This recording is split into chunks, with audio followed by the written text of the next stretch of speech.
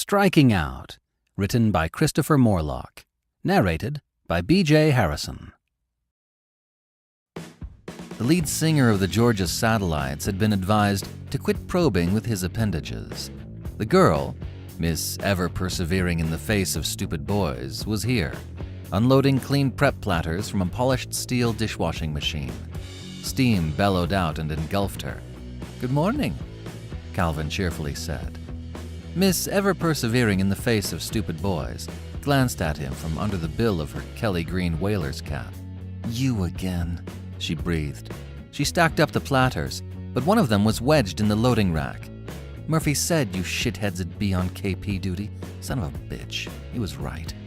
Mike, afraid to glance in the conversation's general direction, began racking dirty plates for the dish machine. The girl took off her cap to wipe her brow.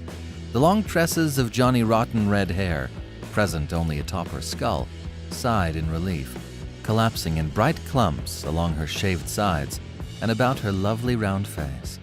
"You know, Miss Ever Persevering in the Face of Stupid Boys," Calvin said, taking a deep breath, "you have the most interesting hair. Quite vibrant."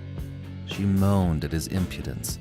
"You're so proud of your stupid nickname for me. But I remember yours. Asshole." "That's me," Calvin beamed.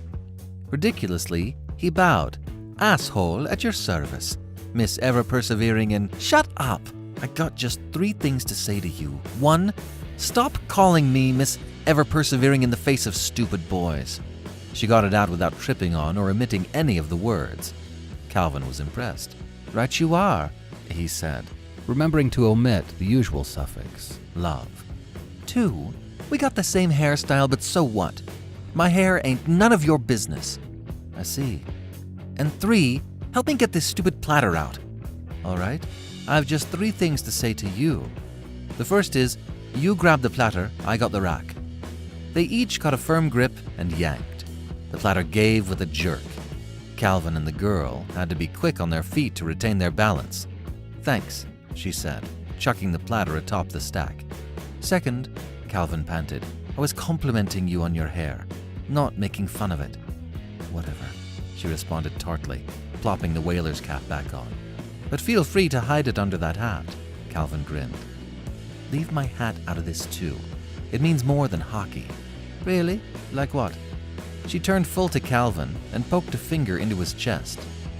"You ask a lot of goddamn questions, asshole. If you must know, this hat is a reminder of what dickheads do to you. It's all I have left from my last relationship. I'll never forget the lesson I learned on that one." She stepped back. In her fury, she'd gotten too close to him. Mike quietly stacked the clean plates on the table. Calvin and the girl ignored him. For the second time this morning, or maybe even the third, Mike from Troop 73 knew what it meant to be a fly on the wall. Calvin pressed on. "Third, I'm sorry for calling you Miss Ever Persevering in the Face of Stupid Boys. You wanted to be called One Really Pissed Off Dishwasher. Maybe it'd be easier if I called you Miss Lyons." She of no fixed name reacted wildly. Her finger poked Calvin's chest again. "I don't fucking believe it. Did he tell you I'm his daughter?" "He did not." "What did he tell you?" "Well, you should ask what you just told me." She slinked back a step. "What exactly did I just tell you?" "Loads." Calvin leaned against the triple sink unit casually, shivering. "For example?" "For example, I think your dad dragged you here. He's probably divorced and has custody over you. No married mom would let her girl work here. And you feel you don't deserve this now. You have to put up with boys like me who are only washing dishes because they're villains. They probably hit on you non-stop. You'd dance for joy if the next boy you saw was lying stone dead. And being stuck here sucks big time. No malls, no friends, no other girls to talk to. And your dickhead ex-boyfriend, I'll bet that hat was a gift from him. Maybe the only thing you ever got from him. About your hair, you dyed it just recently to piss off your dad. Mr. Lyons seems like a cool guy, but he's just covering up. You can tell he's sick of Kermit the camp director. And the absolute last thing you need is asshole here telling you your whole life story." Miss Lyons stood silent through Calvin's entire utterance.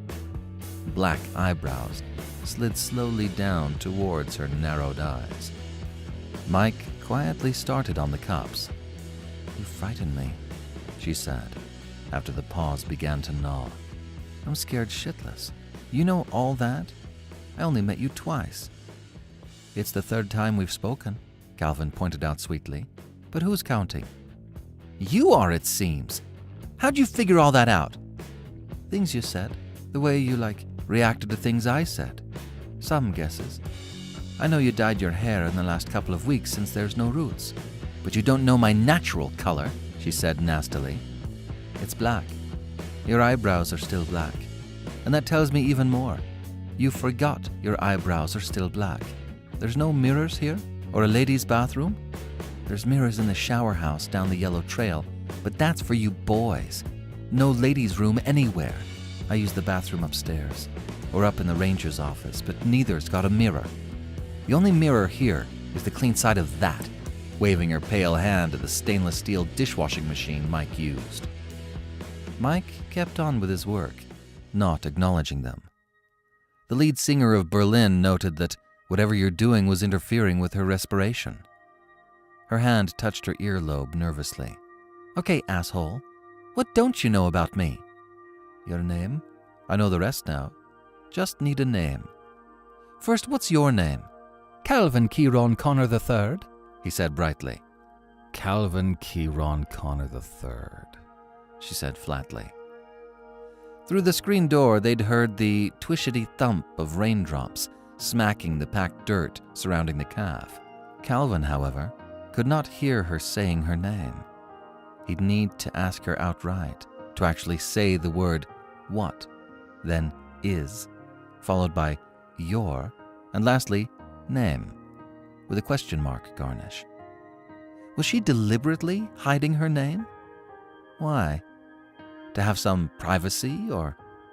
His face lit up. "You're ashamed of it. Like my dad says, it's something only a stupid hippie names a kid." Miss Lyons nodded as casually as possible, then burst, "In-fucking-credible.